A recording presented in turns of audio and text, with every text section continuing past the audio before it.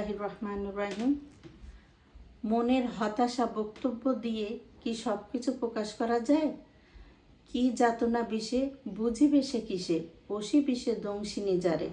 আজ কথা বলবো ব্যাংকগুলোর দুর্বৃত্তায়নের বিরুদ্ধে।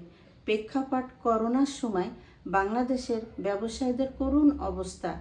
বিশ্বব্যাপী অর্থনীতির মন্দায় প্রতিষ্ঠান, শিল্প, কলকারখানায় সচল রাখায় যেখানে দুষ্কর, সেখানে উচ্চমাত্রার সুদহার ব্যবসায়ীদের পঙ্গু করে দেয়। ধুকে ধুকে চলা প্রতিষ্ঠান, শিল্প, কলকারখানাগুলো রুগ্ন অবস্থায় টিকে ছিল। এর মধ্যে চলে রাষ্ট্রীয় সন্ত্রাস। ডলার সংকটের অজুহাতে আমদানি নির্ভর সমস্ত প্রতিষ্ঠান কোমায় চলে যায়। সে সময় ব্যবসায়ীদের প্রয়োজন ছিল লাইফ সাপোর্টে। তৎপরিবর্তে রাষ্ট্রীয় নীতি নির্ধারকরা 9% পরিবর্তে 15%, কিছু কিছু ক্ষেত্রে 17% উচ্চ সুদহার নির্ধারণ করে মূল্যস্ফীতি স্থিতিশীল করার নামে কোমায় থাকা নির্জীব ব্যবসায়ীদের রক্ত শুষে নেওয়ার জন্য ব্যাংকগুলো তৎপরতা শুরু করে। মর্টগেজ দেওয়া বাড়ি, প্রতিষ্ঠান, সমস্ত সম্পত্তি নিলামে তোলার প্রক্রিয়া চলমান করে। ব্যবসায়ী নেতারা ন্যায্য অধিকার আদায়ের আন্দোলনে সামিল না করে রাজনৈতিক, সামাজিক পদপদবি অর্জনে সদা ব্যস্ত। ব্যবসায়ীরা নিঃস্ব হলে তাদের কি এসে যায়?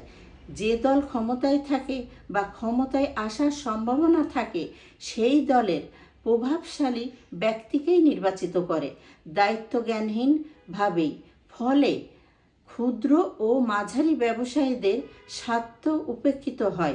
বেশি বড় ব্যবসায়ীরা নেতাদের সহযোগিতায় পরিত্রাণের উপায় বার করে নেয়। ব্যাংকও তাদের উচ্চ অবস্থানের কারণে আন্তরিক সহযোগিতায় তৎপর হয়।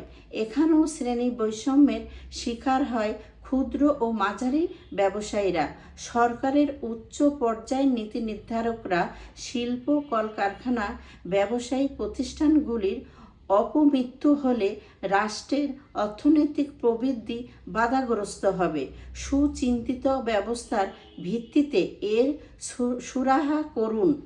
ব্যবসায়ী সংগঠনের নেতৃবৃন্দ তৃণমূল পর্যায়ের ব্যবসায়ীদের সমস্যা পর্যালোচনা করে সঠিক স্থানে ন্যায্য দাবি উপস্থাপন করুন।